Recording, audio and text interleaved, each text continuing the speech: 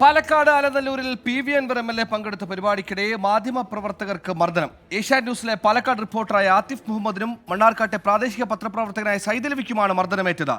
സദസ്സിലുണ്ടായിരുന്ന 2 പേരാണ് പ്രശ്നമുണ്ടാക്കിയത്.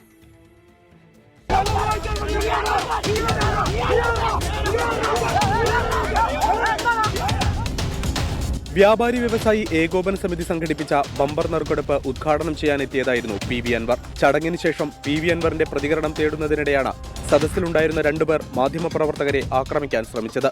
ഇത് ചോദ്യം ചെയ്തതോടെ ഏഷ്യാനെറ്റ് ന്യൂസിലെ ആതിഫ് മുഹമ്മദ്, പ്രാദേശിക മാധ്യമപ്രവർത്തകൻ സൈദലവി എന്നിവരെ മർദ്ദിക്കുകയായിരുന്നു.